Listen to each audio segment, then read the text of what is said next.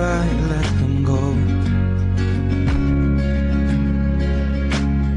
And I'll fight my corner. Maybe tonight I'll call you after my blood turns into alcohol. No, I just wanna hold you. Give a little time to me. We'll burn this out. We'll play hide and seek to turn this around. All I want is the taste that your lips allow. My mind, my mind. Oh, give me love. My mind, my mind. Oh, give me love. My mind, my mind. Oh, give me love. My mind, my mind. Oh, give me love. My mind, my mind. Give me love. Give me love like never before. Lately I've been craving. Good afternoon po. Welcome back. Napapasayaw ako doon sa tugtog ni Ma'am ni Ma'am Rose. Samantala yung tugtog ako kanina pang 80s. Nakakatulog. Oo nga eh. Akala ko nga sir nakaidlip ka. Buti na lang pinalitan ni Ma'am Rose ng Ed Sheeran. Si CHRMP. Si NDRMMMC. Nag-message na siya. Ayun. So nandito na po tayo. 4 na lang sila sir kasi si Ma'am May ay nagpaalam na mag-early out, and then si Ma'am Joy si Ma'am Kitayo ay hindi ko alam kung makakahabol pa siya. Ayun. Anyway, siguro manonood na lang siya ng recording natin. So sir, proceed na tayo sa ating Yan, sa kay ating Ma'am Joe. kay Ma'am She. Ayan. So, Ma'am She ng Mag-Grow. I-open ko lang ang kanyang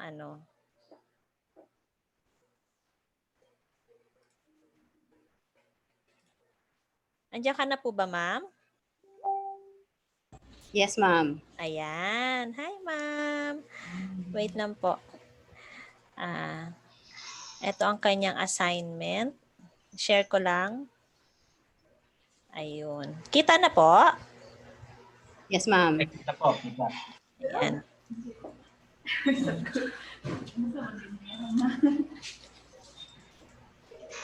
Yan. Sige po, ma'am. Hi, good afternoon. Good afternoon po. Sorry, ma'am. Medyo konti lang yung presentation. Absent po kasi ako kahapon. Sige. So, I will proceed, ma'am. Yes, ma'am. Yes, ma'am. Sige po. Okay, sige. So, ito po yung mga isa lang sa mga identified na SWOT ng aming co-op, Mag-Grow MPC. So, isa sa mga strength namin is captured payment. Most of our loans are production loan and salary loan, wherein kami po yung nag-provide ng manpower services sa Dolls and Philco dito po sa aming lugar. Then, sa weaknesses, so dependent on banana industry. So if the banana production is low, so of course our collection is low. Then for the opportunity, since we are in agriculture industry, so opportunities namin is the government grants to support our agriculture. Then threats, banana pest and diseases. So especially this time, we are experiencing the pest and diseases of our banana plantation. So, yan lang po. Ma'am, ang Mag-Grow po is ang mga pina-fund nyo po or pinapaloon natin is yung mga farmer po ng banana. Tama po ba? Yes po, sir. Farmer, so we are on production loan para sa aming mga farmer. Then salary loan on sa mga workers namin doon sa banana plantation po. Okay. So close type co-op po tayo, no? Yes, sir. Okay. So yun, napansin nga natin na talagang ang collection naman natin sa close type hindi naman siya ganun ka problem, tama po ba? Yes, Nagkakaroon lang sir. ng problem kasi kung halimbawa nga nagkaroon ng infestation, doon talaga almost lahat ng portfolio, no? Ng loan natin maapektuhan. Yes, sir. Then one of our plans this time na affected yung banana plantation is nag-diversify po kami ng mga products, agriculture. So we are going on Lakatan Plantation and Gardaba. Kasi as of today, ang product namin is Ecuador for export sa Dolstan Philco. Then we are affected on pests and diseases. So we are diversifying on other crops po, sir. Ang mga ano po natin, ang mga crops po natin, insured po siya kay PCIC? PCIC is for coconut. So wala pong coconut sa Maragusan, sir.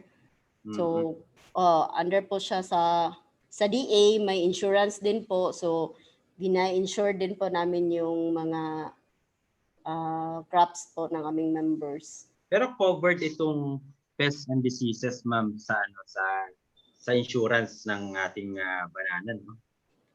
As of to date, sir, ongoing po ang studies ng DA. If included, kasi ang insured usually yung affected ng floods, landslides, yun lang naman kasi, sir, eh.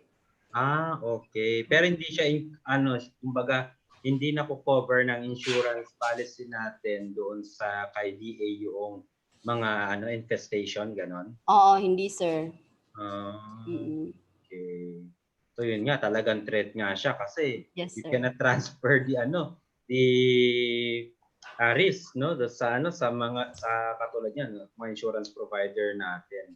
But hoping na this will get better yung ating sana mawala na yung pest diyan sa plantation natin, po. Yes, sir. Okay. So, good output. To continue na tayo dun sa ating credit cycle.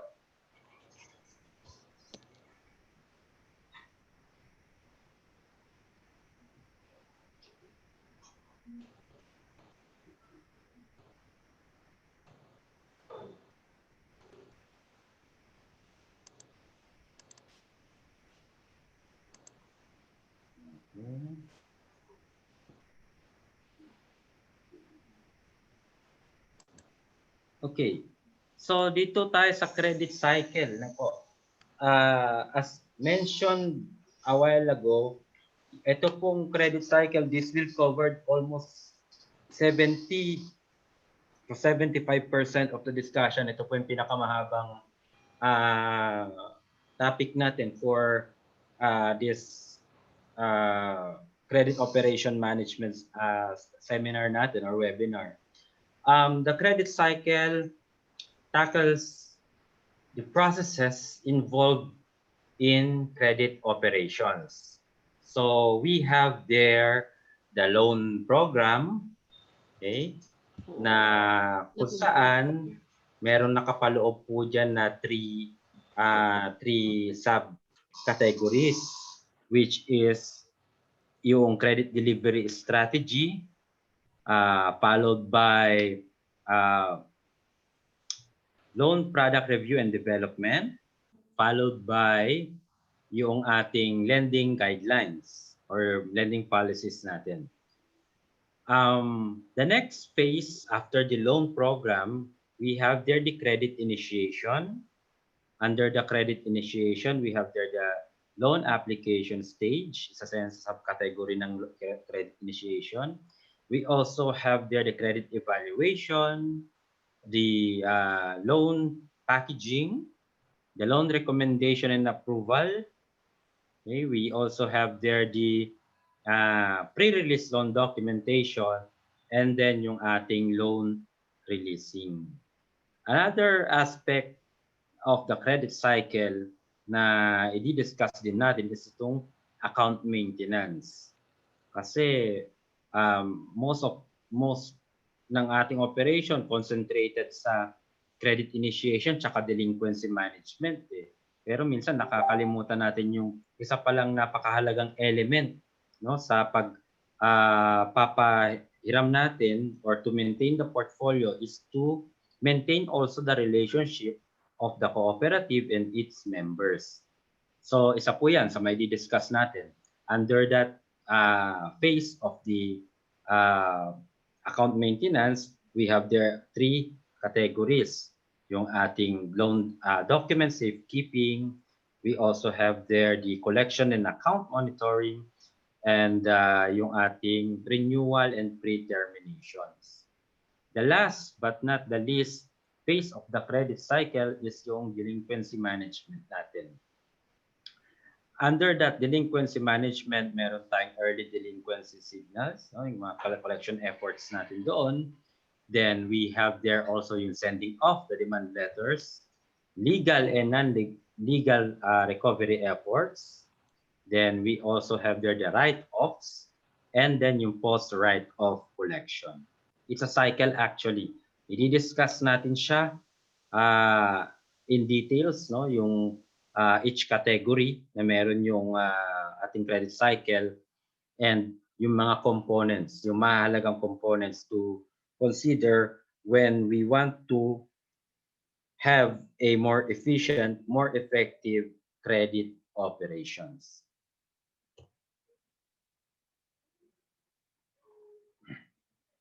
As discussed nga po, we have there yung credit delivery strategy, loan product review and development, and then yung ating lending guidelines. Okay, ano ba itong loan program? Okay, this is the first phase of the credit cycle. Sabi nga dyan, it is the alpha and the omega of the credit cycle kasi dyan natin sinisimulan sa pagda-draft pa lang ng ating estratehiya. And kung merong wrong or merong hindi naging magandang output sa ating estratehiya, okay, ano kaya ang nangyari sa ating delinquency that will be fed again to come up with a strategy. Okay? Then, under the loan program also, we also draft there yung strategies natin, yung policies, loan products. Then, the loan program must align with the vision, mission, and objectives, including the CHRMP of the co-op, yung key result areas and performance indicator natin. Okay? So, pina-assignment natin yung SWOT sa inyo. Isa yan sa crucial element bago tayo mag-come up ng isang estratehiya. Okay? Ano ba ang panggagalingan ng estratehiya? Siyempre, magkakaroon ka muna ng diagnostics. Okay? So, you have to diagnose your current strategic position. Okay? And then, that evaluation or study na ginawa ninyo sa diagnostics ninyo, that will help you formulate your strategy or yung inyong credit delivery strategy. Persons involved po in the conduct of credit delivery strategy, yung mga BOD and senior management. So they will conduct a financial target. Okay? For example, ang approach is top-down. Okay? Having in mind the horizontal and vertical analysis. Yung mga line managers naman natin, they will also conduct their credit delivery strategy aligning with the targets set by the board and senior management. So yung mga line managers natin, such as branch managers, operations manager, and of course, yung ating mga account officers, collectors, credit admin head. Ang tawag natin doon sa action na ginagawa nila is bottom-up strategy or bottom-up approach. Sabi nga natin, strengths and weaknesses, these are more of the internal aspects of our credit operations. No? Kung saan nakapaloob dyan yung credit processes, yung ating organizational structures, yung ating financial matters, yung ating management information system. Okay? And then on the opportunities and threats naman, we analyze there yung market. Okay? So yung ano ba yung market natin? Micro market, macro market, the competition. Okay? Sino yung direct, indirect, alternative competition natin as co-op. And we also conduct yung SPIT na tinatawag natin. Social, political, economic, ecological, and technological aspect of the external analysis. So, yan po. Yung ating weaknesses should be, no, at ang aim natin should be converted into strength, while the threats should be converted into our opportunities. And then to have that kind of formulation, mas narrow down pa natin yung ating strategy. We should match yung ating strength after the conversion, and yung match natin yung strength na yon with the identified opportunities.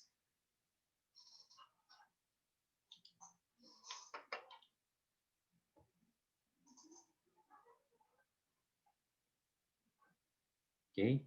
When diagnosing the strategic position, gaya nga na nabanggit natin, mag-external analysis muna tayo. Okay?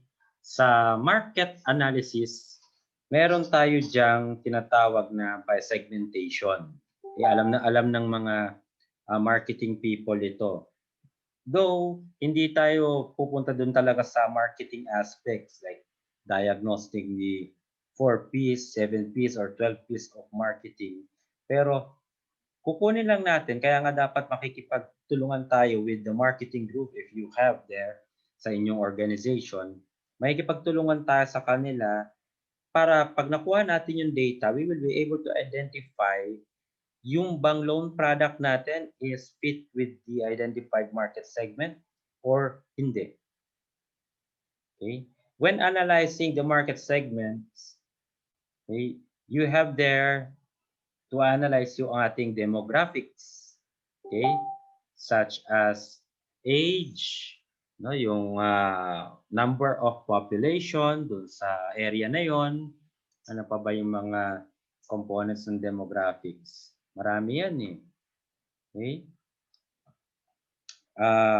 Population, religion, isa yan sa mga component ng demographics. Psychographics is their behavior. Okay? Technographics naman, yun, use of technology, how they cope up with the existing technology na available. So, yan po yung mga mga common na meron tayo when we conduct yung ating segmentation.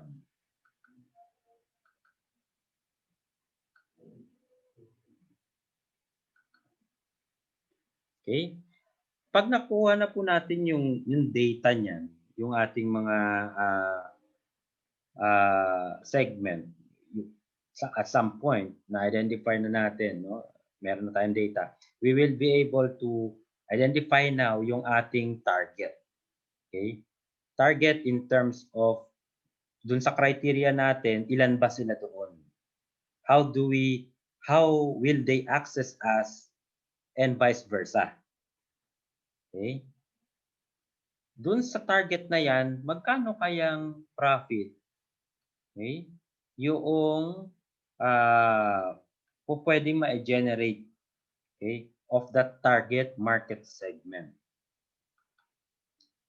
And of course, yung mga differences. Okay?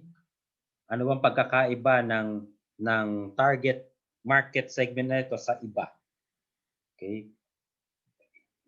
Halimbawa, meron kayo isang grupo, market segment, may na-target kayo doon sa grupo na yon. Then meron doon sa big circle na yan, meron pang other, mga halos magkakaparehas. Okay? na ginather natin doon sa ating mga demographic or psychographic or technographic profile. So that's how you identify yung ating target market segment. And then yung ating positioning. If you have identified the target, so you will now be able to identify ano yung loan product na po pwede nyong mai-offer dito sa mga target market segment natin. Halimbawa, nakita nyo si A, po pwede pala yung loan product na ganito. Baka si B po pwede rin. Okay? Kasi yun yung sinasabi nating differences. Baka si C pwede rin. So, yun. Ina-analyze natin yan when we conduct a tinatawag na nating STP process, no, sa market analysis natin.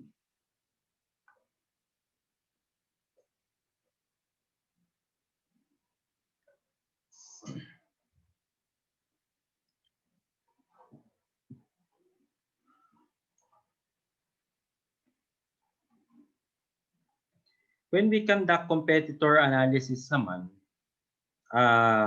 isa sa mga sinasaalang-alang natin dyan is we have to identify kung sino ba yung ating mga competitors. Sila ba ay direct competitors natin? Okay. If we say direct competitors, ito yung same product. Okay. Same product or services na in-offer ng ating ng ibang businesses na katulad natin. Okay? Like for example, would you consider bank as a direct competitor? Okay? Or a co-op as a direct competitor? Okay, within your given area of operation? Okay? And yung substitute. Okay? So ito yung mga competitor na pwede kasing nag-go-offer din itong mga competitor na to ng same financial services but not directly as loans. Okay? And then yung mga potentials, yung mga new entrants, possible. Okay? Possible na yung isang business na ganito, nakita niya kasi you are into lending business and this is a good profit driver ng organization. Maybe there will be potential. Okay? Ang isang indicator nito, makikita natin ito sa palengke, no? Halimbawa, merong isang karinderya dyan na malakas. So, mataas ang potential na magkaroon ng competitor because kung yung karinderya na yun, nakikita na hindi naman talaga makapag-accommodate ng maraming customers because of the limited space na meron siya, then there is a possibility na magkakaroon siya ng potential competitor in the upcoming months or upcoming years. Then you have there the critical success factors of your competitors. Dapat inaalam din natin yan. Okay? What make them succeed dito sa kanilang negosyo.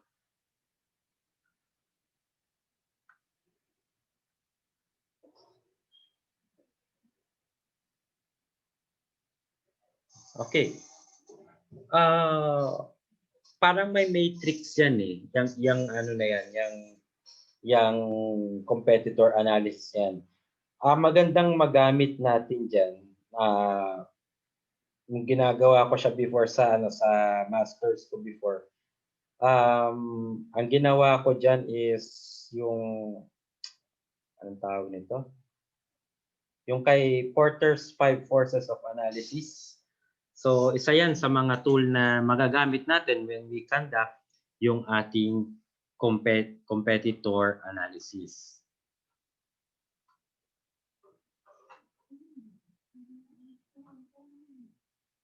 Okay. When we conduct competitor analysis, isa sa mga kailangan nating isaalang-alang, no, when we did the matrix. Wala lang dyan sa slides, but I have it here sa aking notes. Okay? Yung purpose ng isang loan product nila, kailangan ilista natin. Okay? May mga collateral or guarantees ba, okay, na nire-require sila? Gaano ba katagal, okay, bayaran yung isang loan na yon? Okay?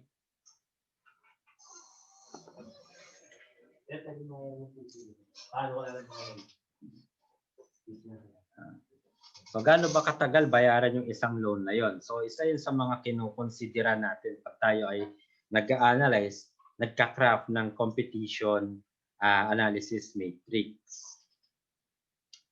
Then yung repayment period, yung repayment frequency kung monthly, semi-monthly, it's like a comparing of your terms and conditions versus what others are offering. Okay, hindi lang lagi sa interest rates ang variable natin. Okay? Dapat yung buong terms and conditions na yon. Before, nung nasa lending ako, curious ako about this, itong competitor analysis. So, ginagawa ko yung aming, kasi nasa lending naman yun, part din ako ng business intelligence. So, inaalam ko, nag-a-apply ako through yung mga competitors namin ng loans. Funded naman yun ng company namin before. So, isa yun sa mga how we deal with our competitors. Yung sa tingin namin competitors, lalo na pagdating sa yung pension loan. Yan. So, marami akong pinag-memberan na ng mga not me. Yung may kinommission ako nagpa-member ng pensioner, okay? At nag-loan siya. So, may mga ganung tayong instances for intelligence purposes, malaman lang kung ano yung kanilang terms and condition.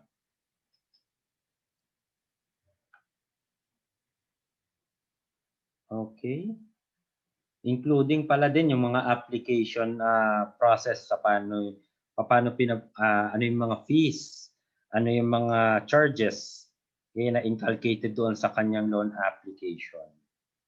So marami po siya talaga na when we conduct yung ating competitor analysis, talagang we have to dig further sa mga ginagawa, sa mga practices nila, so that baka mamaya we can also learn from them. Why not?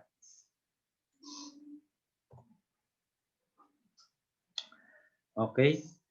Ito naman po yung pag-diagnose natin ng ating internal factor na we have there the credit management, the operations, the processes. Okay.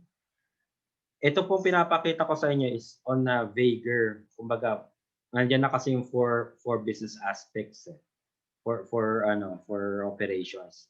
The credit management, the finance, marketing, and human resource. Pero yung ang ginagawa nga natin or yung pag-aaral na ginagawa natin ng internal analysis, more focus on the credit management. Not only on the process, on the procedures, but also yung mga human resources factors, yung mga financial factors. So sinasama natin siya doon sa pag-aaral natin ng credit management operations natin. Okay? Ito naman yun sa PESTEL nga natin. No? Kanina si Miss May nag-report ng ang kanyang framework na ginamit is itong PESTEL. Okay? It could be PESTEL, it could be SPIT. No? Kaya basta ang importante po dito, nagkakaunawaan tayo kung anong aspect yung of the external analysis yung iyong dinidiscuss or yung iyong ina-analyze.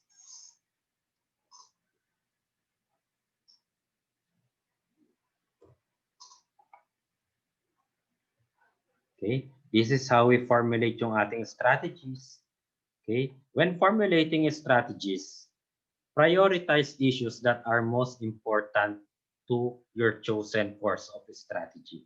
Marami po kasing issue na pag ginawa niyo yung SWOT, maraming issue mag-a-arise. But gawin lang po natin, i-prioritize lang natin yung issues that is high of impact doon sa ating ginagawa. Then match the strengths with opportunities, convert weaknesses to match strengths with the opportunities, and convert threats into opportunities matched by strength.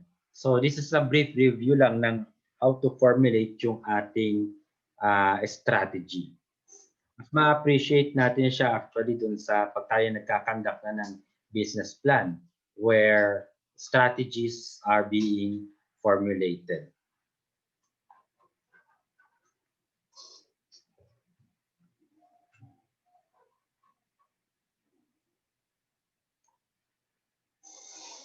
Okay, ito naman po, loan product review and development. Okay, ang areas covered po natin dito,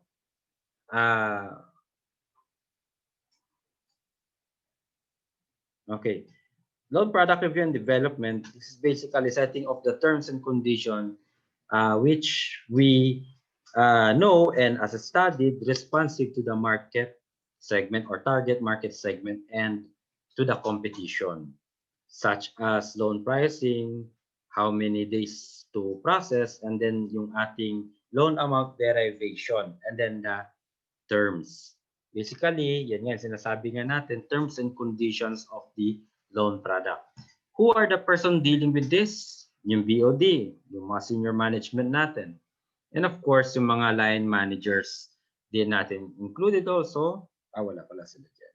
Maganda rin kasi sinasama dito yung mga account officer when we conduct yung loan product review and development because yun nga, pag sila nagpa-package ng loan, may mga certain conditions na makukuha tayo doon sa kanilang ginawang loan packaging. So, mas maganda pa yun kung naka-document yun if not discussed in the policy through exemption report. So, you can have that as a evidence when you draft or redraft your policies and procedures doon sa ating terms and conditions of the product. So meron tayong matrix dyan nakalagay.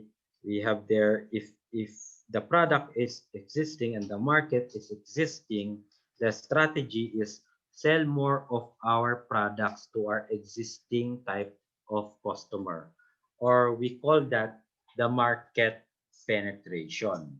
Okay, if the product has been modified and then the market is existing, modify our current products and sell more of them to our existing customers.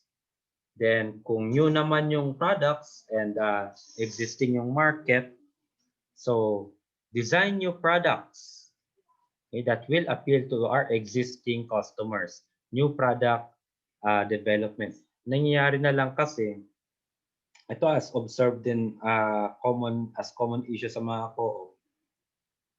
Kung hindi magka-copy-paste sa iba ng product, gagawa ng maraming product to the point na hindi na pala kailangan yung mga produkto na yon. Eventually, makikita na lang sa aging na wala na palang nag-a-avail ng loan product na yon.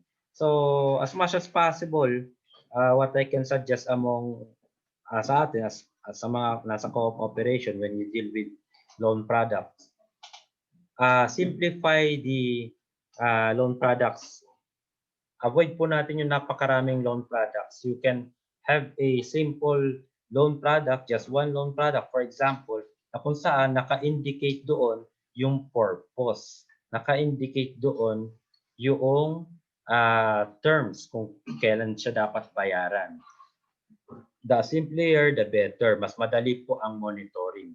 If you have mas maganda pa, no, your MIS could extract, no, yung mga specific details ang in-apply ni member borrower na align naman with our product terms and condition much better kasi may bigyan niya tayo ng review na kung ano sa terms and conditions of that specific loan product ang contributory sa ating delinquency.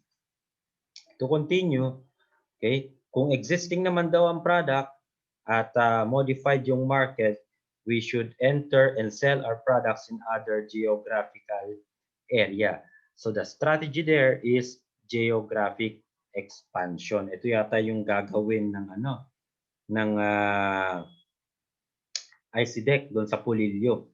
Okay? Kasi at some point, no, they have the portfolio, but they have to be be more responsive doon sa changing needs sa Pulilio. So let's see kung paano nila gagawin yun with their existing products.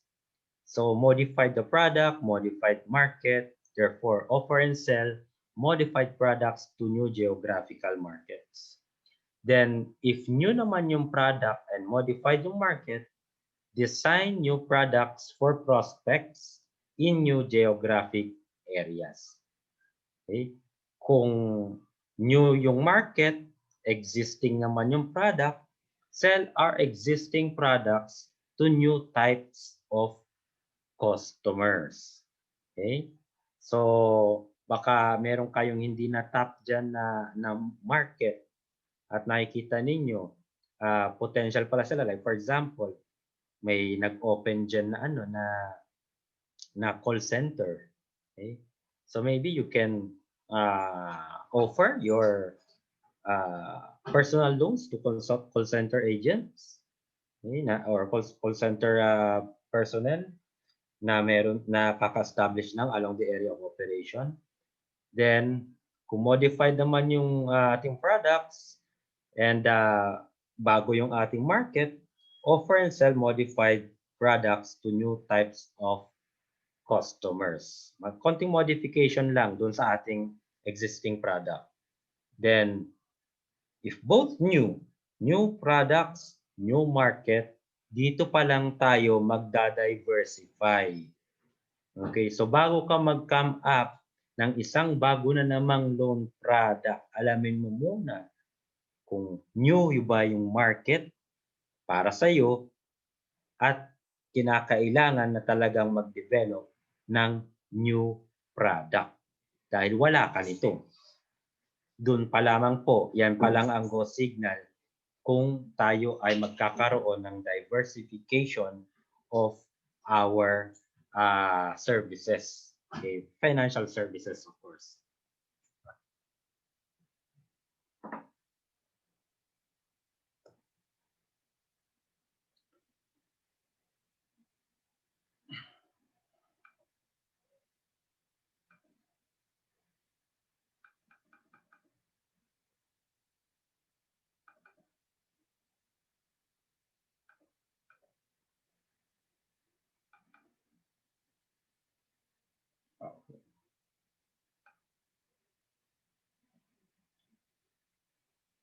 I have a question, no, to ask. Ano ba yung purpose ng ng regular loan natin? Kasi that is the most common loan that we have sa kahit saang co-op. No? Pag pumunta ako kay co-op A, ang prime product is regular loan. Pag pumunta ako kay co-op B, another product, regular loan pa rin yung kanilang in-offer. Nakita ko po ito, no, various cooperatives. Present lagi yung regular loan.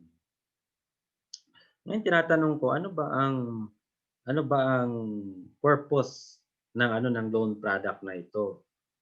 Nung kinakausap ko yung mga line managers, kung anong purpose, it's kumbaga for multiple purposes. No? Multi-purpose loan yan. It's not a regular loan, di ba? So, ano ba talaga yung regular loan?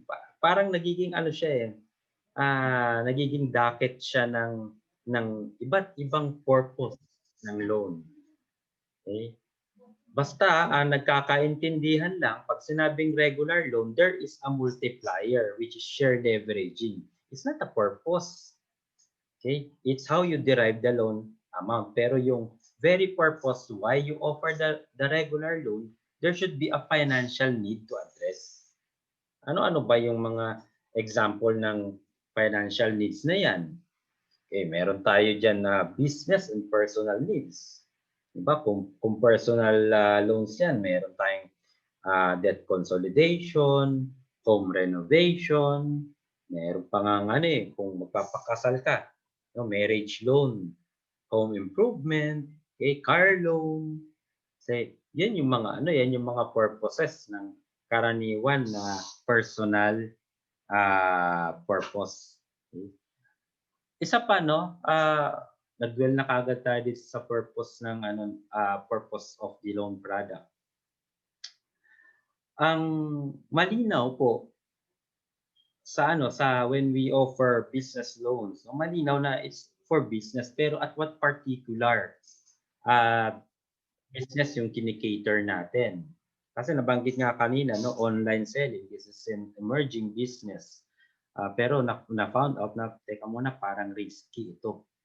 Okay? Will they offer business loan or baka naman they can only offer yung microloans kung tatawagin natin, which is, I think, yun ang currently na ino-offer ni St. Martin's. The message is defined, dapat clear yung financial need na i-address natin as purpose ng isang nangihiram sa co-op. Okay? Yung product name dapat nga catchy. Okay? Yung product name. Kaya nga po, sa isang taong walang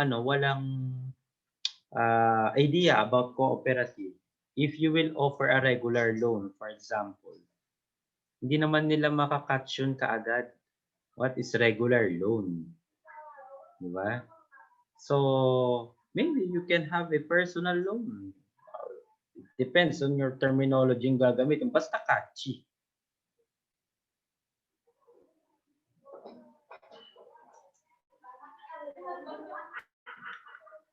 Okay. So, product name, basically the name or brand of the loan product. Ito yung mga common na mga loan products na nakita natin among co-ops. Top 1, yung regular loan. Top 2, ATM loan. Then teacher's loan, emergency loan, salary loan, and business loan. So, yan po yung mga very, very common na ikutan natin. Yung pong emergency loans, ewan ko, kahit saan yata po ako magpunta, ito may pinakamataas na PAR, portfolio at risk. Okay? Doon sa kanyang, sa kanyang loan portfolio concentration, not the pinakamataas na PAR as a overall, but doon sa kanyang portfolio. Napakataas ng frequency. Bakit kaya? As we found out, hindi naman pala talaga emergency, pero nagiging nagiging repository ng mga iba't ibang klase ng purposes. When we say it's emergency, it was created for emergency purposes. When we say emergency purposes, it is between life and death. Po ba? So, kaya nagkakaroon ng delinquency because hindi naman nasa-serve yung purpose, very purpose talaga. And much worse, kung hindi pa ina-assess, pati yung capacity ng naglo-loan. Kaya, ganun siguro. Sinabi nga sa amin nung nasa ACU kami, talagang all over the world, yung emergency loan, yan ang mataas ang delinquency, yung occurrence ng delinquency.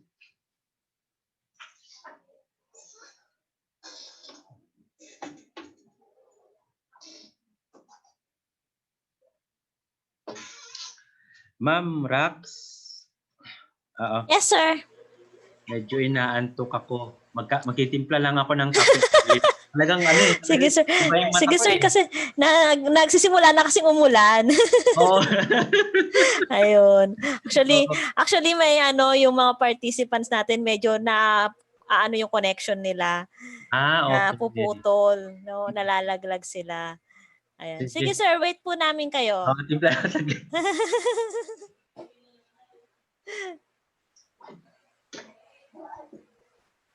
Ito ang kalaban ko pag ganitong oras eh. Inaantok talaga ako. Lalo na itong dinidiscuss ko, kaantok talaga to. Mga loans, sir. Oo, mga loans. Pero mas ano siya, interesting naman for talagang if they are into credit operations.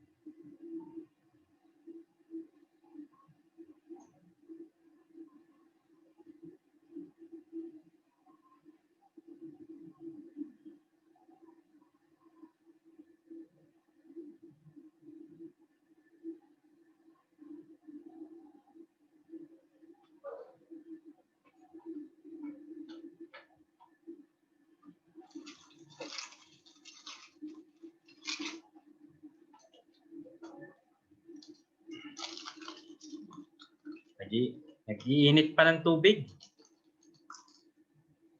Anyway, so yun po, no? We have part of the discussion na natin ngayon is itong loan product design. So, dinadiscuss na natin yung about sa product name and then yung sa purpose.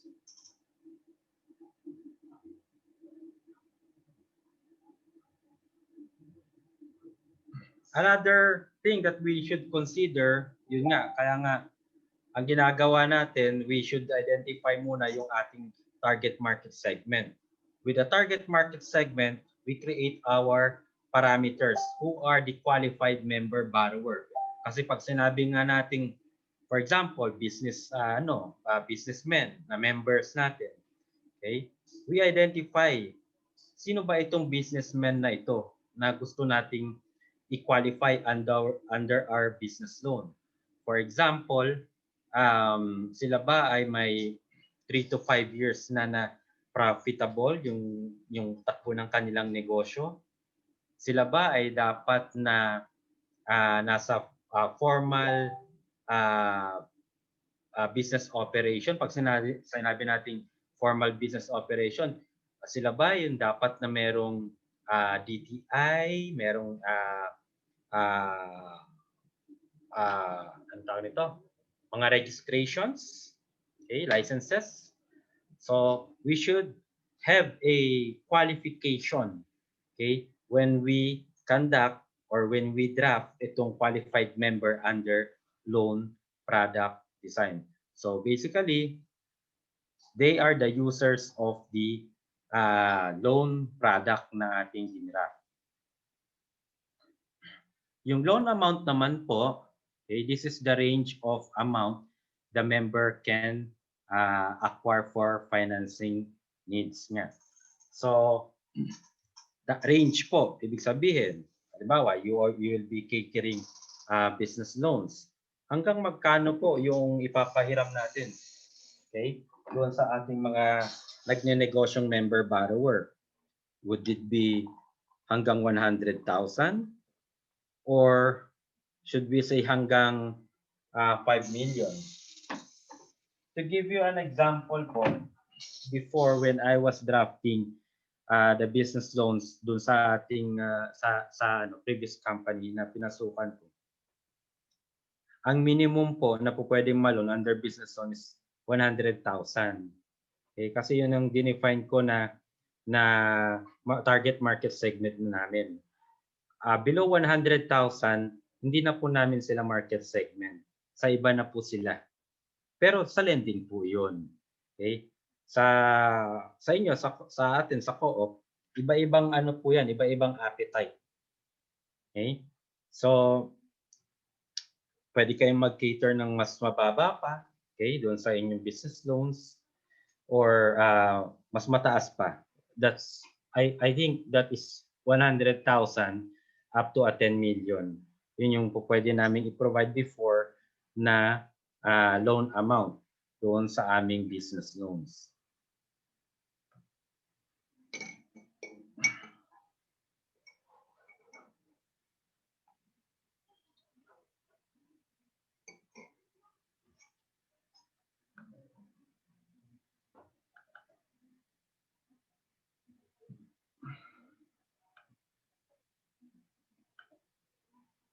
Wait lang kasi nandito na tayo sa interest rates. Medyo may tuturo ako sa inyo kapag calculate ng interest rate natin.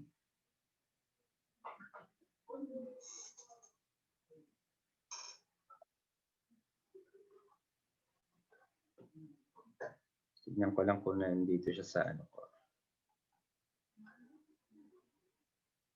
Mag-stop share lang po ako, mapapakita lang po ako .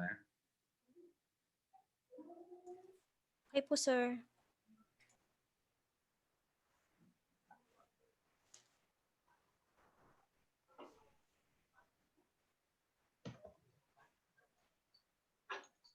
Ayaw akong mag-start. Okay. Interest rate computation.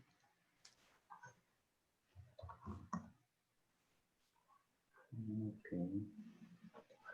The computed interest rate is on publicity.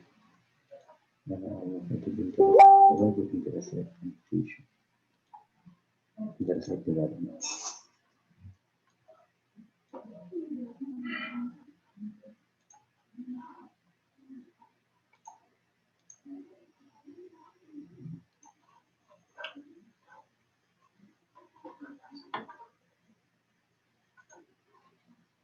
Okay, dito po sa ating interest rates po, as nakalagay nga po dun sa ating slide kanina, this is setting the price of the loan.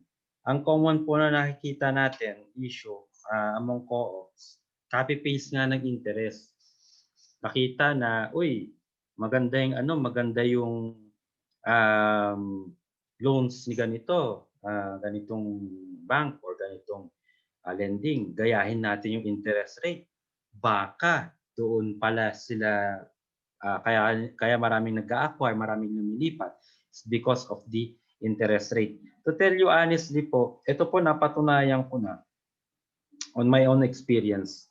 Hindi po laging sa interest rate ang labanan po. Pag nasa ganito tayong larangan. It's matter of service po. I'll give you an example. Pwede ko bang banggitin yung pangalan ng bank na yon? Naging kumbaga tough rival ko sa isang client eh. Okay? Anyway, babanggitin ko na lang. So, maganda kasi yung example eh. May isa kaming client before na nililigawan, parehas kami. Lending ako, bangko siya. Rural Bank of Makati. Ngayon yung isang client na yon, client siya ni Rural Bank of Makati but meron siyang credit line with Esquire. Ngayon, nasa Marikina siya, yung client na yon. Sinabi niya sa akin, "Sir, kukuha ako sa iyo." Sabi niya gano'n. Pero kung tatapatan mo yung interest rate ni Rural Bank of Makati. Sabi ko sa kanya, pasensya na ma'am kung gano'n. Hindi ko kayang tapatan yan. Mababa po yan. Okay? Ang kaya ko lang pong i-offer na interest sa inyo ay ganito. Okay? Pero isa lang po ma-assure ko sa inyo, mabilis po kaming magproseso. Okay? Mabilis po. Basta makumpleto niya lang yung requirements, we can have that analyze outright yung inyong credit worthiness. So, medyo aloof siya nung una. Kasi nga, kaya niya bang ibigay yun? Yung hinihingi ko na na credit time. Hindi pa kasi kilala sa industriya yung pangalan namin eh, yung lending company na napasukan ko before. So, nangyari, sige sir, subukan kita.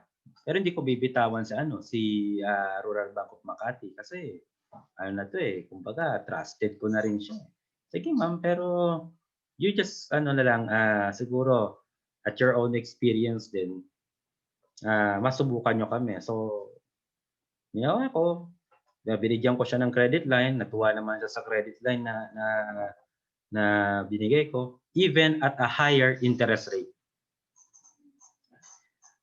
Eventually, lumipat na lang sa akin yung client na yon. Kasi nga natuwa siguro sa service ko. Mabilis eh. Mabilis ang service. Na-assess ko na yung kanyang loans. Kaya namang ibigay even at a higher amount. So, why not patatagalin ko pa of the capacity naman itong member na itong client namin before. So, hanggang ngayon client pa rin siya ng company na pinasukan ko before. So, yun lang ang nagpapatunay, isa yun sa nagpapatunay na ang labanan hindi pa laging interest rates, hindi laging sa presyo, no? Pwede kang lumaban sa pagandahan ng serbisyo, pabilisan ng serbisyo. Pero pag-compute ng interest rates, paano ba natin ginagawa ito?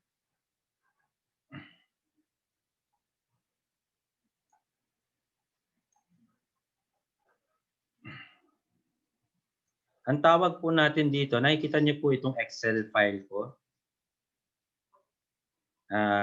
Ms. Rax, nakikita po ba? Yes, sir, kita po. Ang tawag po dito ay cost plus pricing. Marami pong klase ng pricing. Pero most often ang ginagamit is itong cost plus kasi mas madali siyang gawin, mas logical kasi. Siyempre magpapatong ka naman sa isang produkto, isang serbisyo mo according sa cost or way of doing yung business. We have here an example. Average kung dalawa kasing paraan yan, yung historical tsaka yung by projection. So, kukunin mo dyan yung average loans receivable mo. So, to come up with the average loans receivable, pwede na yung previous year at yung ngayong year na to. So, that will give you, on our example, na 5 million. Okay? Then, kukunin mo din dapat, syempre hindi lang naman yan, no? Yung average receivable, yung capitalization mo.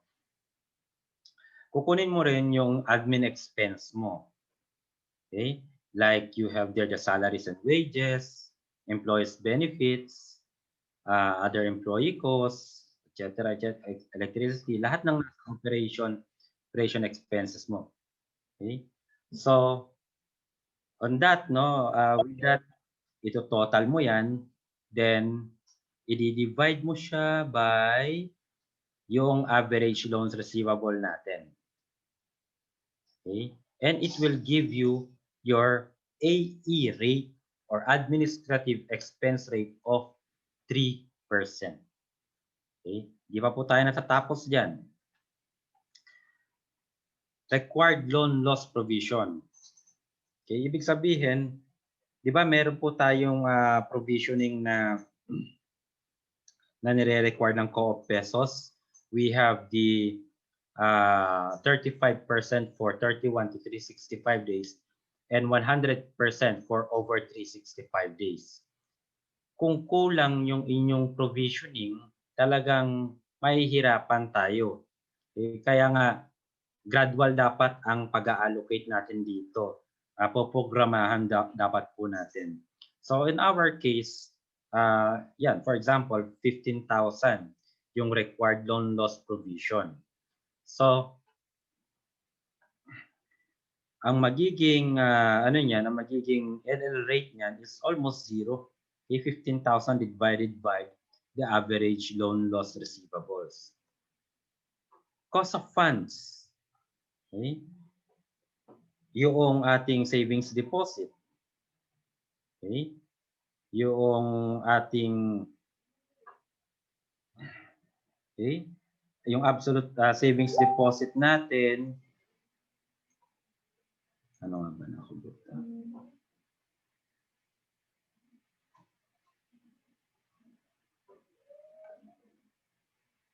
Okay, absolute loan portfolio allocation dun sa savings ngayon is 3.5. Kung tayo ay nagbibigay ng financing cost na 2%, then ang absolute savings deposit cost natin dyan is 70,000. So it will give us, no? Ganyan din po ang proseso sa share capital, kung sa borrowings kung meron, at sa other fund na kinakailangan din natin. And we also have there the net institutional capital cost, no? So it will give us a rate of 14% CF rate, cost of fund rate. Okay. Mga variables po natin dito, savings deposit, okay? Kung saan kukunin natin from our FS 3.5.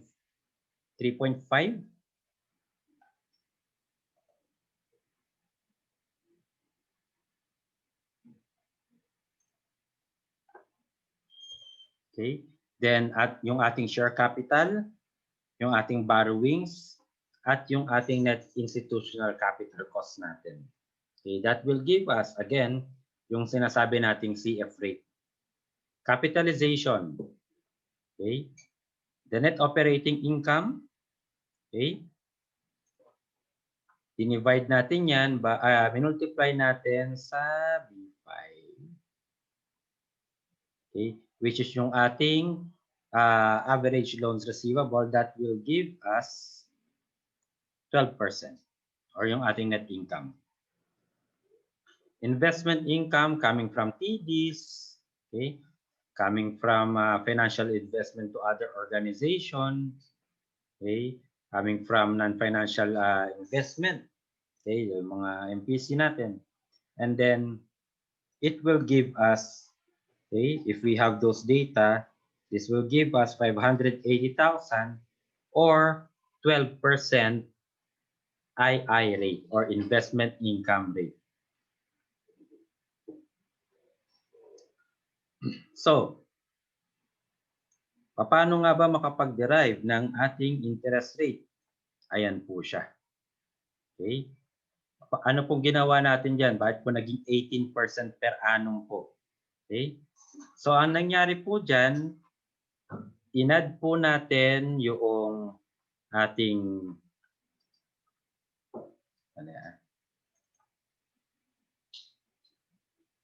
inad po natin lahat ng ginawa nating computation from admin expense, from loan loss provisioning, from the cost of fund rate, okay, from the capitalization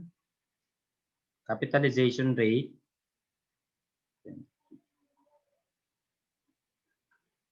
at ima-minus natin yung ating investment income na rate. Then we divide that by 1 minus yung ating investment B22. The loan loss provision rate po natin. Kaya nag-come up tayo ng 18% per annum, okay, na interest rate po. So that's how we compute yung ating interest rate for a certain loan product, okay, based on the historical. Now when you do the projection, the same ano lang po yan, the same procedure, but naka-projection na po yung inyong financial statements. Sasabihin po doon na ito yung dapat na magiging interest rate natin when we want to have this kind of income. Yan po siya. Yun naman pong competition pricing, okay? Kumbaga lahat ng competitors kukunin natin, okay? So lahat ng product nila. So isa-isahin po natin 'yan. Magka-come up po tayo, may mga weighted average po kasi yan. Okay? At magka-come up tayo ng isang adjusted rate according sa ating competitor. Okay, for a certain product.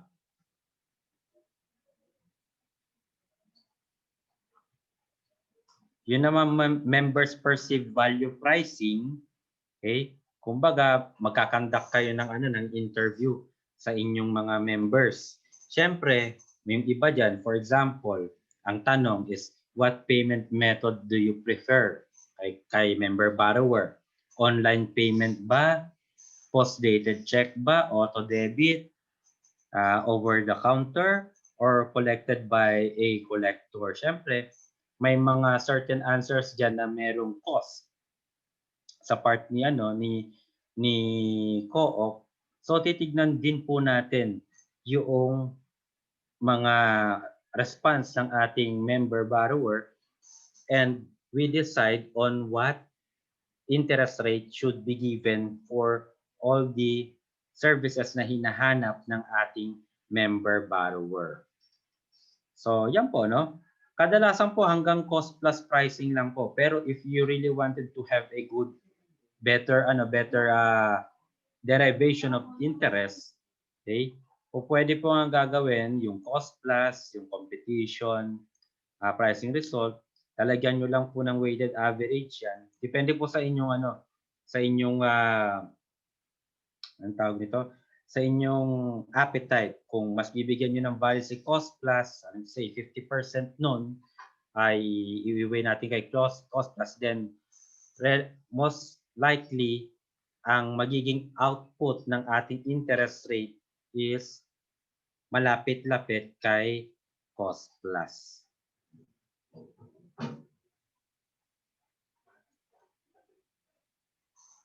So, yan po, no? That's how we derive yung ating interest rate.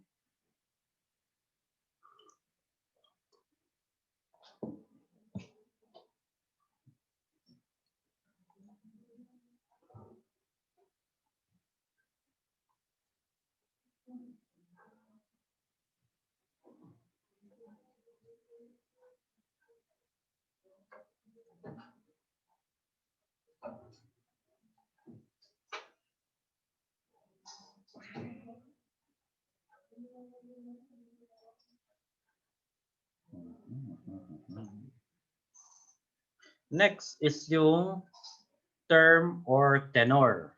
Okay? So basically, this is the number of months to pay yung ating yung loan na in-acquire ng isang nag-loan sa atin. So could be short term, medium term, or long term. Ano ba yung kino-consider natin na short term? These are term na 12 months pababa. Okay? Pag sinabi nating medium term, 12 months up to 3 years. Then pag sinabi naman nating long term, 3 years pataas or 5 years pataas. Okay? So ganyan po tayo mag-design ng ating number of months. For business loan, for example, ang kadalasan po is for working capital. Pag sinabi po nating working capital yung kanyang purpose, ito po ay inilalagay sa inventory, ito po ay nilalagay sa pang-liquidate ng kanyang receivables. Ano pa ba? Yun yung mga kadalasan liquidation of inventory, liquidation of receivables, yung inventory acquisition. Ang binibigay po natin doon ay short term lamang po.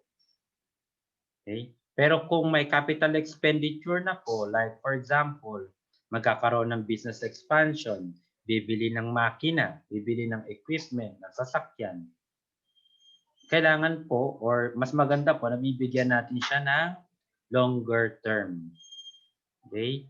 So, yan po yung paano tayo magdi-design ng term or ng tenor doon sa isang specific loan product.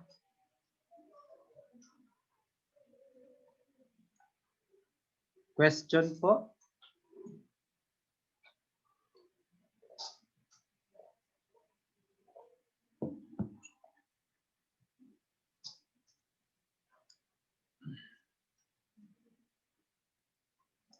Okay. Fees and charges naman, this is the amount charged for a certain transaction or service. Ito, katulad ng service fees. Okay? Processing fee. Service fee or processing fee, walang exact definition pero almost the same lang po yan. Okay? Ano pa ba? Insurances. Okay? If you have credit life insurance, no? So sa mga hot cake, when you offer your loan product to your target market segment, yung ating mga credit life insurance. Ano pa ba? If kayo ay nag-require ng appraisal fee, okay? Kasi minsan you commission outside appraiser, okay? Out of company appraiser, so magbabayad kayo doon ng appraisal fee. So you charge it on the member borrower. Nung nasa lending po ako, hindi pa po ako appraiser noon. So nagko-commission po ako ng mga appraisers to have the appraiser done sa aming mga loans. And hindi ko rin po kaya noon na mag-appraise dahil nga sa sobrang dami na rin ng transactions. So, ginagawa po, ang presyuhan po niyan, way back before po, per appraisal report, that is 3,000 to 5,000. Depende pa po sa layo. Depende sa complexity ng i-appraise. So, isa po yan sa mga dapat nating isaalang-alang when we have the fees or charges.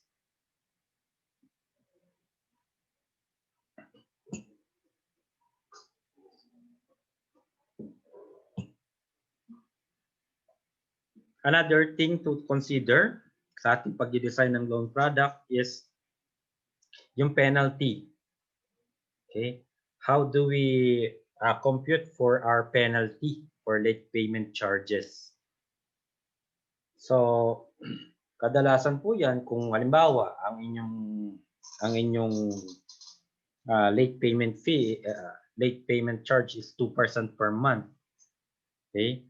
Ginagawa, dinidivide yan by 30 days. Okay, then the per day equivalent of that specific contractual penalty charge will be added to the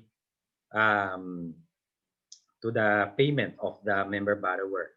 Ang isa pong na-notice ko po, one of the issues sa pagkakandak ng penalty o pagko-compute ng penalty is sinasama po yung pati interest, yung interest unpaid. Okay? To my practice before, hanggang ngayon po ay hindi po para sa akin, no, it's not a good strategy to charge additional penalty on interest rate. And kung mababasa rin ninyo doon sa recently, no, nagkaroon ng issuance, Bayanihan Heal as One Act, and even on Bayanihan to Recover as One Act, may nakalagay po kasi doon na non-charging of interest on interest. Ibig sabihin po nun, yun yung penalty. I forgot lang the provision of that law, pero nasa batas po yan eh, na you should not charge interest on interest.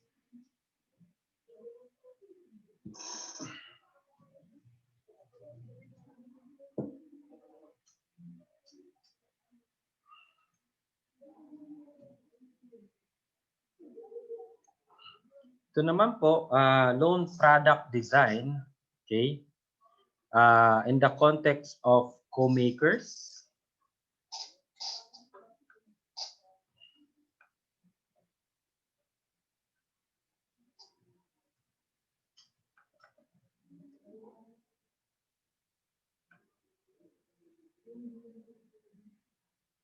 Okay. What is a co-maker, by the way? Okay, although discuss na natin siya, ito mas i-discuss lang natin into details, no?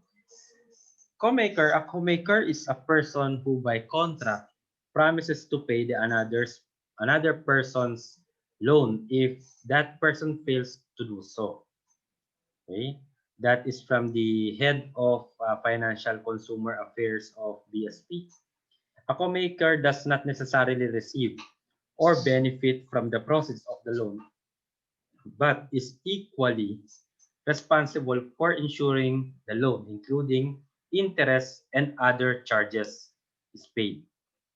In the cooperative sector, co-makership has been practiced for several years.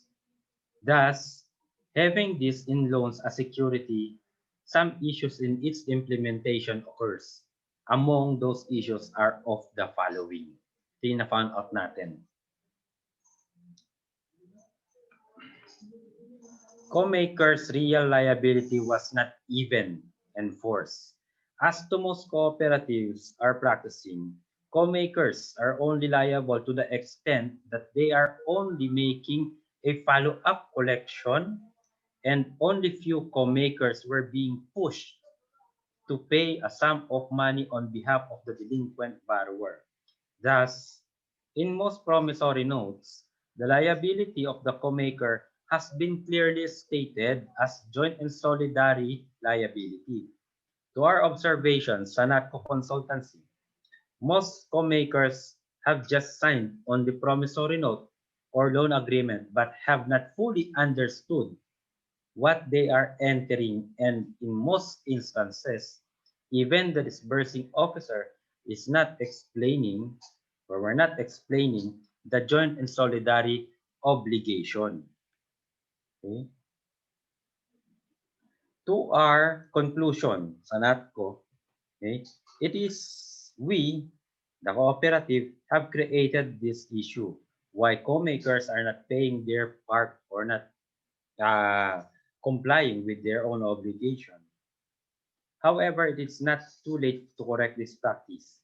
The cooperative must start by telling and educating the co-makers of their true liability and of each loan as they co-make. So it's not yet too late.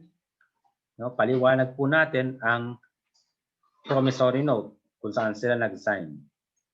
Another issue, no comprehensive co-makers qualification. Ayan. Hindi siya na-isulat sa policy. Okay, hindi siya na-establish. Most of the loan product matrix as revealed in the cooperative, in some of the cooperatives, does not elaborate thoroughly the qualification of a co-maker. In most cases, the loan product matrix only reveals that for a loan to be granted, a co-maker, maybe one or two, has to be satisfied. Additionally, only few cite that the required co-maker should have the capacity. However, the capacity was not even defined nor supplemented by guidelines. In dealing with this issue and to qualify a co-maker, below are some of the suggested guidelines, okay, na po pwede nating maging basehan kung pa tayo ay gagawa ng policy patungkol sa co-maker. The co-maker must have an equal or greater capacity, okay, than of the principal. Sabihin, kung ang capacity ni principal ay 50,000, yung magko-co-maker dapat 50,000 din yung kanyang capacity or much higher. Thus, this capacity must be proven through a cash flow report, okay, that will cite the net disposable income of that specific co-maker. A co-maker must not be delinquent to any of his or her loans. Bakit pa siya magko-co-maker kung siya nga sa mismong loan niya, hindi nahihirapan na nga siya. So, hindi dapat siya ma-qualify as a co-maker kung sa mismong loan niya, hindi rin siya nakakabayad. Directors, officers, and staff should not co-make alone. Ayan, para maiwasan po natin dito yung personal interest. A co-maker must have the capacity and ability to enter into a contract. Hindi basta kung sino-sino lang kasi ito ay kontrata, ito ay dapat masunod. So dapat meron siyang kakayanan na maintindihan kung ano itong kontratang pinapasok niya. A husband or wife is co-owner of the loan, therefore a co-maker. However, the cooperative may require an additional co-maker aside from the spouses or common law partners. So yan yung mga ilang qualifications or parameters na po pwede nating sundin pag tayo ay mag-co-maker. Okay? Binabasa ko po sa inyo yung notes ko po dito sa co-maker, no? Kasi magandang madetalye natin. Another compelling issue in the co-maker is the question, is the wife or husband who did not acquire the loan becomes a co-maker?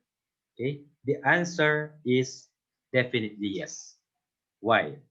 According to Article 91 of the Family Code, the absolute community property of the spouse or the pieces of property which belongs to the spouse during the marriage or acquired thereafter shall have legal liability. This includes the following: lahat ng utang, lahat ng obligation contracted during the marriage, okay, absolute and community property ownership.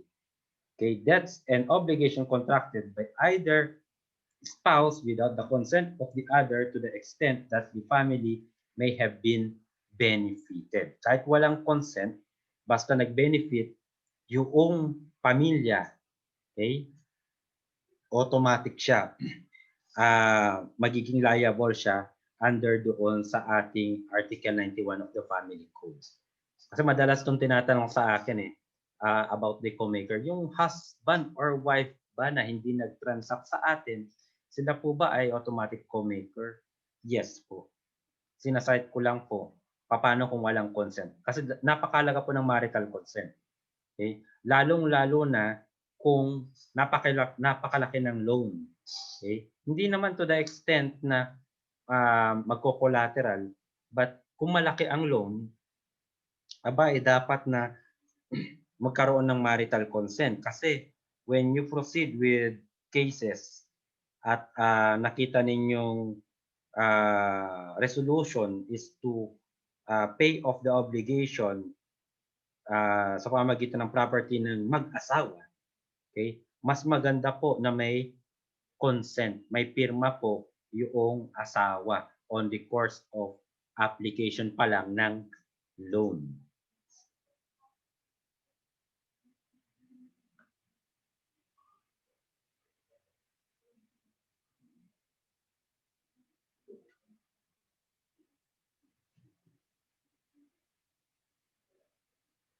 Okay.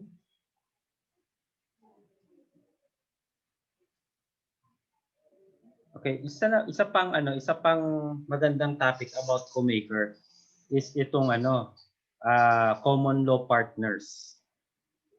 Okay? Are they considered automatic co-maker? Okay? I-define muna natin kung ano yung common law. Okay? I'm not a lawyer pero I have my research here na pwede nating tignan, okay, for our information. Common law or live-in partnership refers to the marriage without a civil or ecclesiastical ceremony. Okay, hindi nagkaroon ng kasalan. Okay? Usually based on couples living together continuously as husband and wife. In terms of their properties, including yung kanilang mga utang, both are owned by them equally. This is cited in Family Code Article 147. Ang sinasabi, when a man and a woman who are capacitated to marry each other, okay, wala pang marriage, wala pang celebration of marriage. They are capacitated pa lang. Live exclusively with each other as husband and wife without the benefit of marriage or under a void marriage, their wages and salaries shall be owned by them in equal shares, and the property acquired by both of them through their work or industry shall be governed by the rules of co-ownership. Okay? However, Article 147 only applies on capacitated and that both does not have a pre-existing marriage which has not been annulled or void. Okay? In such cases, yung preceding law na, which is Article 148, yun na yung mag-a-apply. Okay? Hindi natin i-cite, mas maganda lang yung yung practical. Haba kasi nito.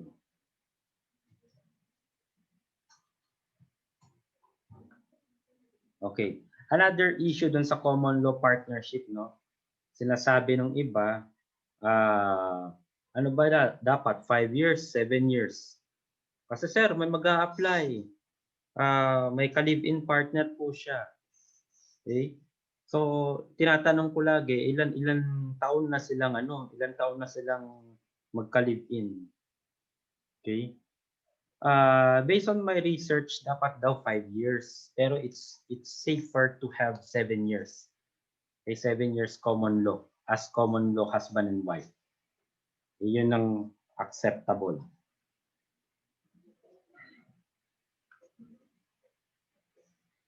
Okay, that is on the co-makership. May tanong po ba kayo on the co-makership?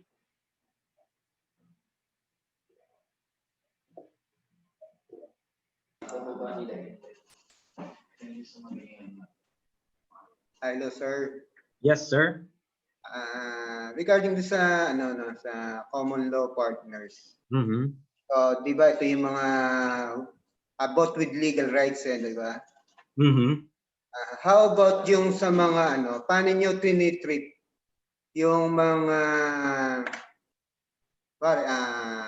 live-in partner, both marriage or one of them is marriage but not legally separated. So, Walang legal separation. Yes, sir. Yes, sir. Mm-hmm. Ayun nga po ang nakakalungkot doon kasi like for example, ito na yung next topic natin yung about collateral na. Bago tayo pumunta dyan sa collateral na yan, kung malaki na yung loan kasi at sa tingin mo at ginawang long term ito, okay, at ang magiging possible magkaroon ng foreclosure at madadamay yung property ng previous marriage, doon magkakaroon ng problema actually. Mm-hmm. Kaya mas maganda po sir na ang gagawin po natin kung involved na ang property, pati po yung previous marriage, whether the husband and wife should have the consent on the agreement. Yes, sir.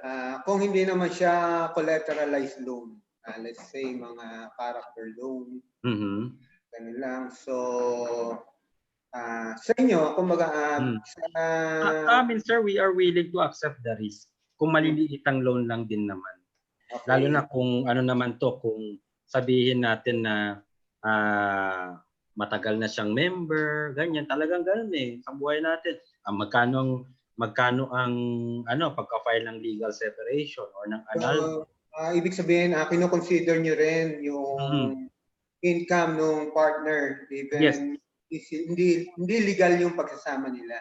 Yes, kino-consider din po natin yun. But in the context nga, halimbawa kung meron ng property involved, medyo doon na kami pumipreno na, teka muna. Medyo mag-iisip muna tayo doon. Pero kung mga small amount of loans, pwede tayo talaga mag-take ng risk. Okay, sir. Salamat po. Pero medyo wiser lang tayo doon.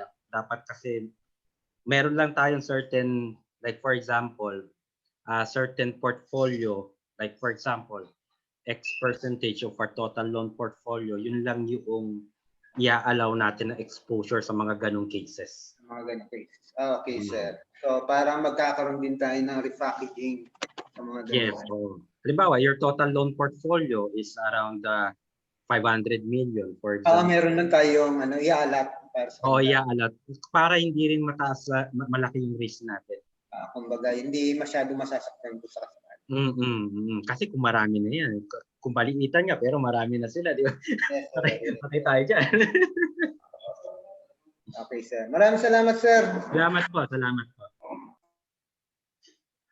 Okay. Any question pa po?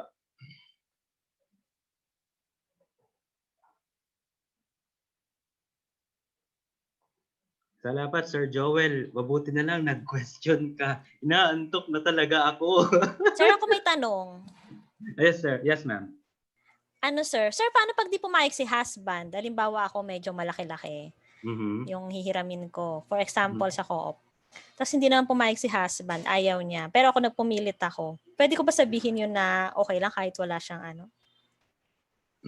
Kung malaki yan, i-require namin yan ng marital consent.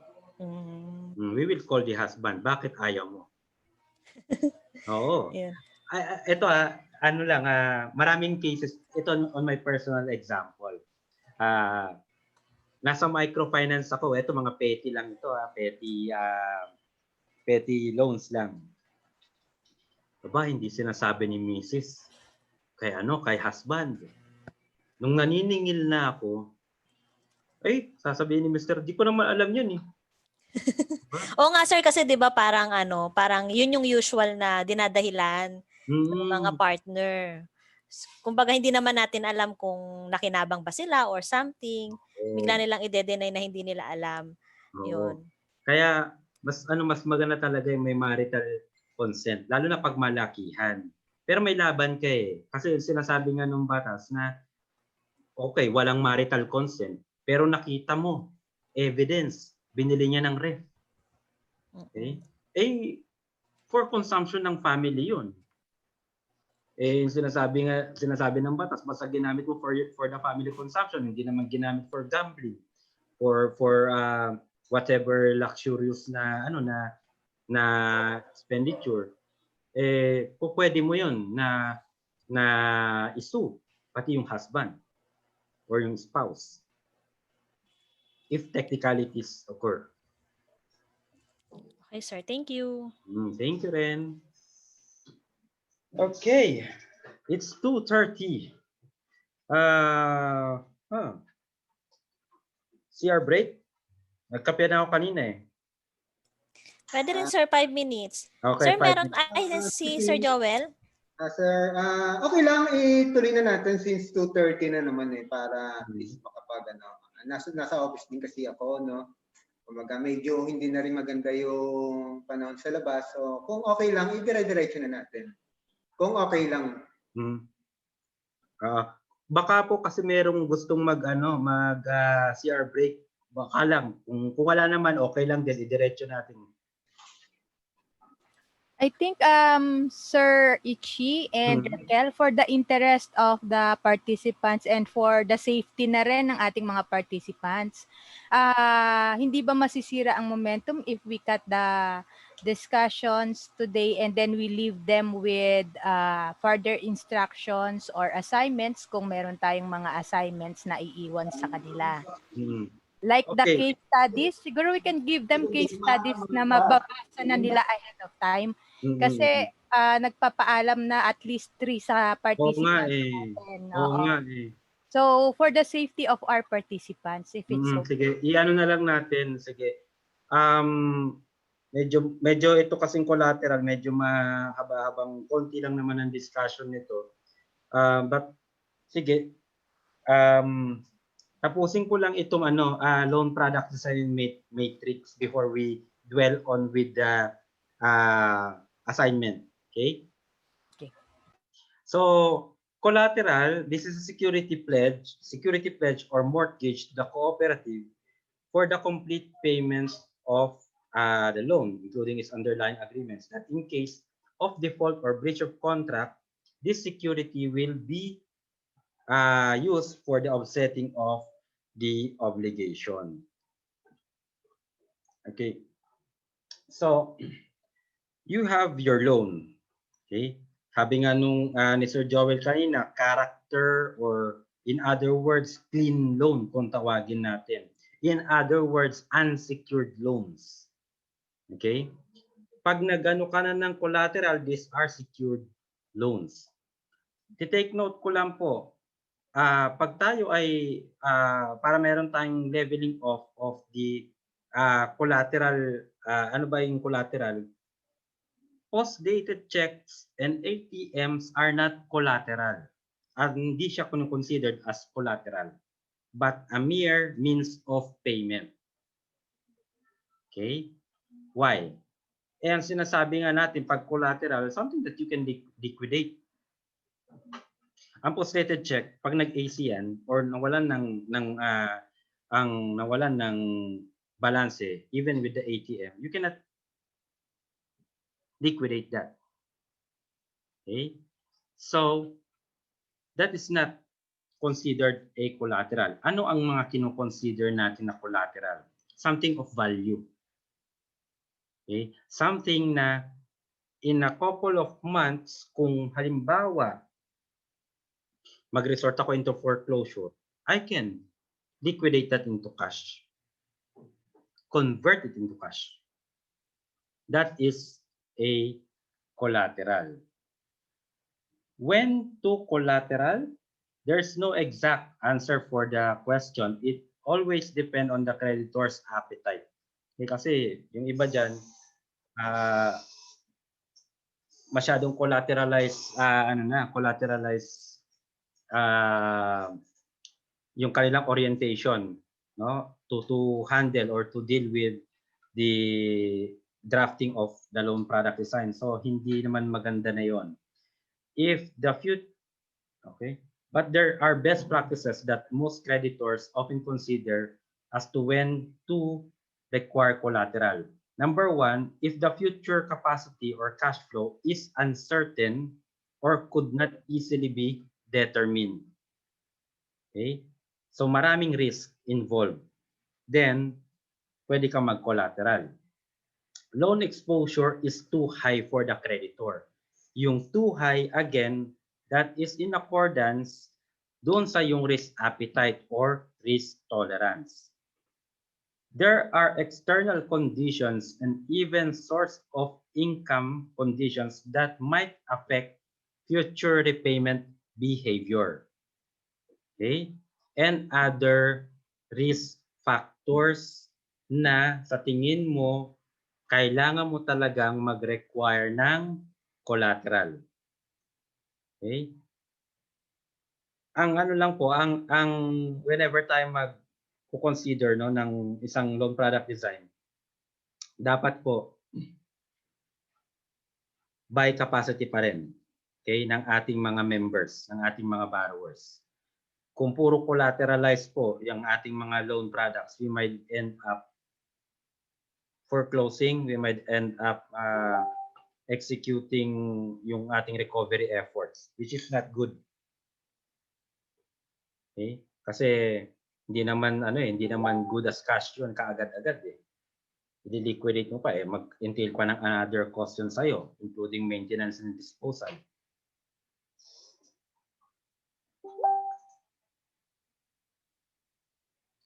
Another issue na related sa collateral is if it has to be mortgaged or not. Okay? The answer, okay, would definitely yes, na kailangan siyang i-mortgage. Okay? Why? Those properties submitted as collateral which does not have any mortgage registration or annotation, in a sense, is a ground for pactum commissorium. At kung tinatawag na natin yan yung by Article 2088 of the New Civil Code. Creditor cannot appropriate the things given by way of pledge or mortgage, okay, or dispose of them. Any stipulation to the contrary is null and void. Yan sinasabi ng pactum commissorium. So kung may open deed ka dyan, hindi magandang ano yan, hindi magandang security yan. It's just that parang inabot lang sa'yo yung title. Ganun lang siya, in effect.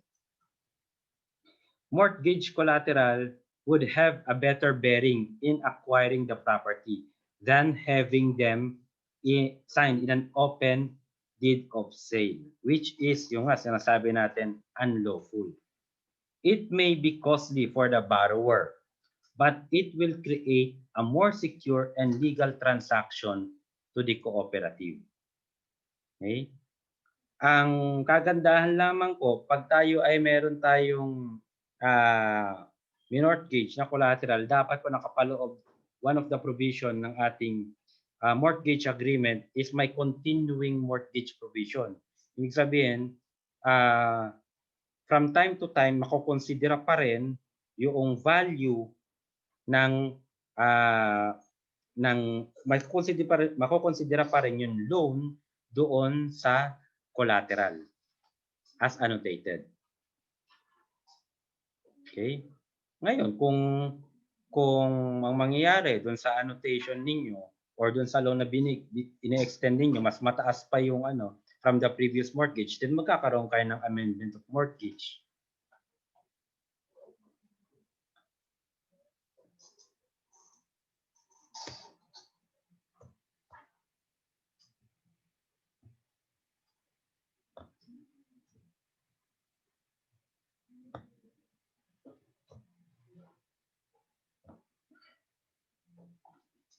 Okay, loan product design matrix.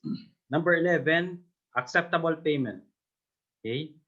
Ano ba yung mga ways of our members to pay their obligation?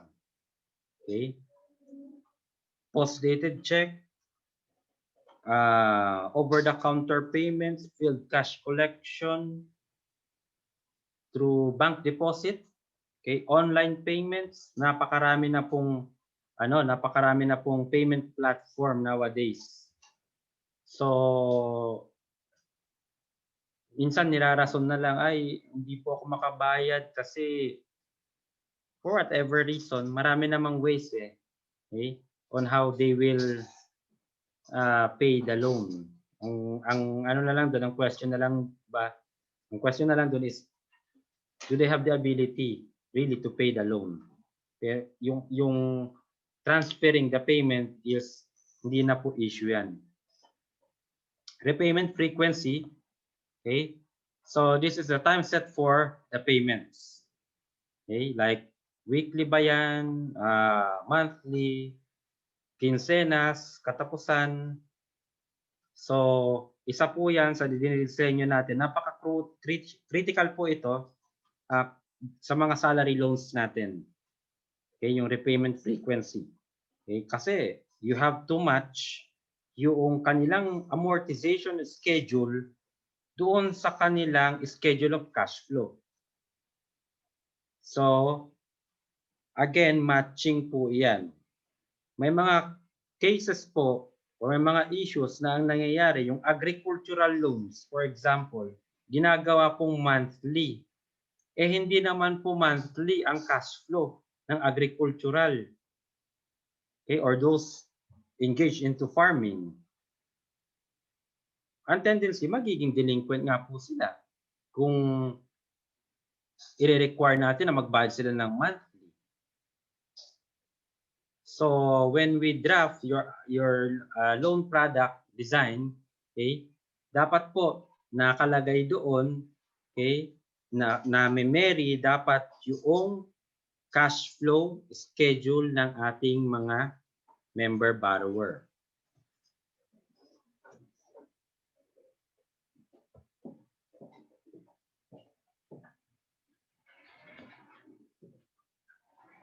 Doon naman po sa ating loan documentation,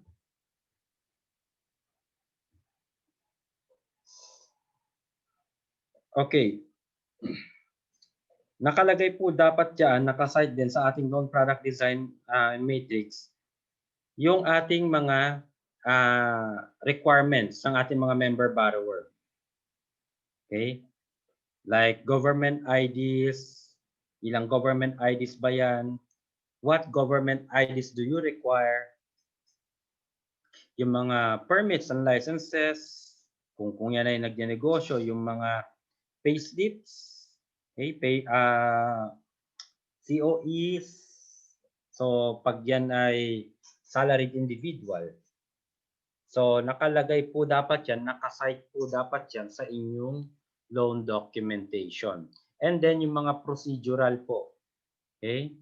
Or those forms na ginagamit natin to facilitate or to process the loan.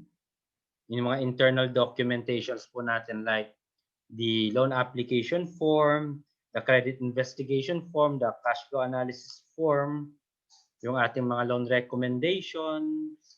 So, naka-cite po dyan sa loan documentation portion of the loan product design or matrix.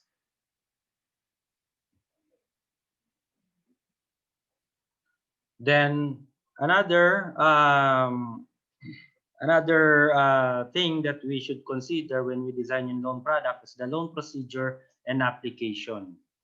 Okay, from the time na yung loan product ay in-apply sa inyo, okay, sino dapat ang mag-a-accept? Okay, anong tawag sa prosesong iyon? So, nakasite po yan hanggang sa ma-disburse po yung hiniram. Okay? Nakasite din po doon ano-ano mga forms ang ginagamit during the process para mas ma-discuss in detail kung ano yung mga sinasabi nating procedural documents or internal documents while on the process of processing this type of loan. So, yan po yung mga ilang mga meron pa yata.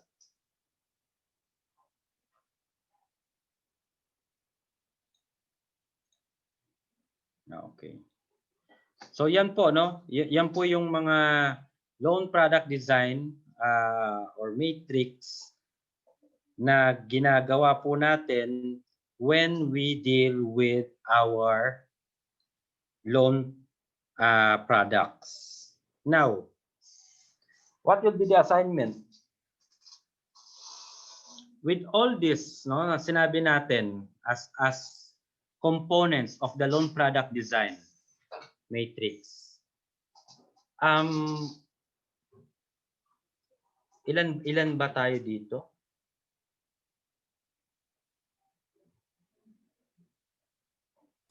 Sir, 3 na lang yung participants natin. Okay, sige. Si Sir Joel Hipolito. Hanggang pa? Yes, sir. Yes. Nandito pa ako, sir. Sir Joel, kasi mag-a-assign ako ng specific assignment having the aspects or the components ng loan product design.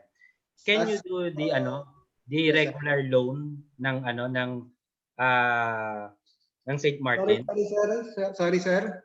Can you do the regular loan? Regular loan. Okay. Regular loan. Having these aspects, itong from 1 to 13. Parang di-discuss lang natin siya. May regular loan po ba kayo?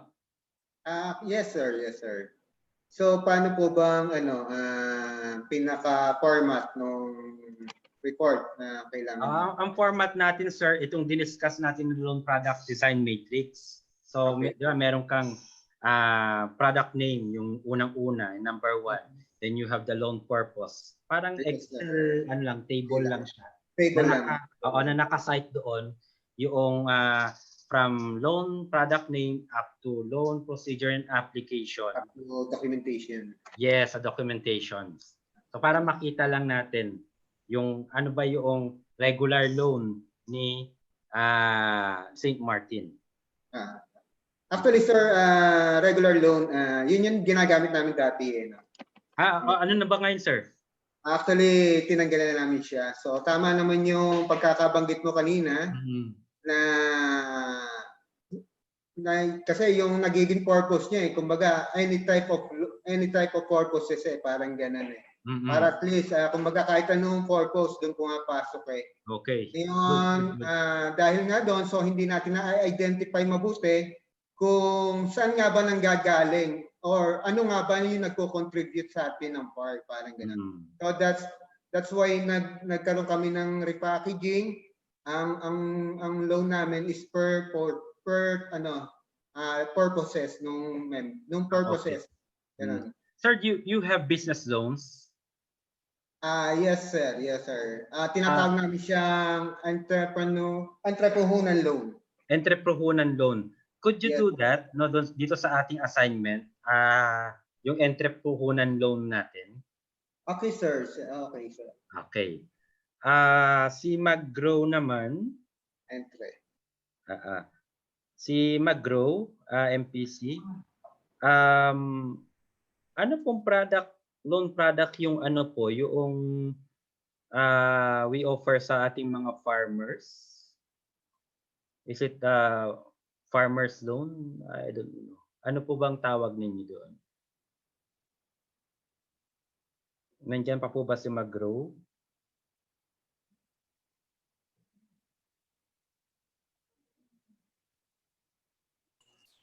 Ma'am She, nandiyan pa po kayo?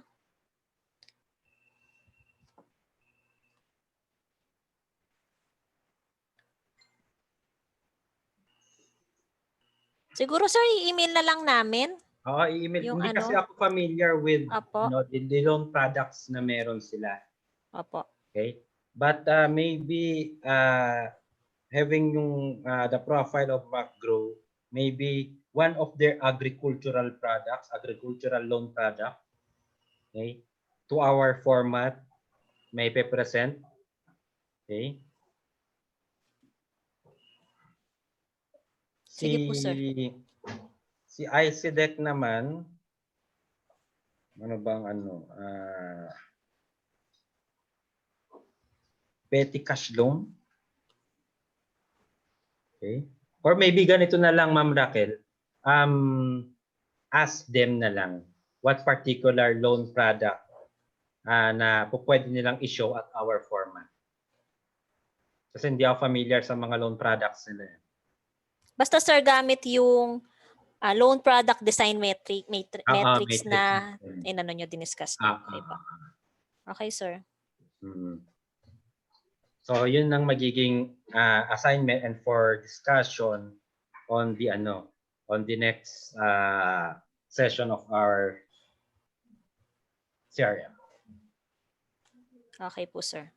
Sige po. Copy ko na lang po kayo sa magiging email ko sa kanila. Sige po. Nakakuha naman na sila, sir, ng ng slide ninyo. So, doon na lang po sila magbe-base. Apo. Okay po. Sige, sir. So, ang next session natin is on Monday, sir. November 16, same time. And same link na lang, sir, para hindi na tayo magre-register ng Same link na. Ayun. So, thank you po. Thank you po kay Sir Boy, kay Sir Joel, saka kay Ma'am She. Ingat po lahat. Opo, salamat po. Sana po ay hindi tayo bagyuhin ng todo-todo. Ayun. Mag-email na lang po ako sa inyo. Isasama ko po sa email ko yung evaluation namin for 2 days. So, kindly fill up na lang po yung evaluation. Okay po. Thank you. Happy weekends po. And see you on Monday. Thank you, Sir Ichi. Thank you. Bye-bye po. Bye.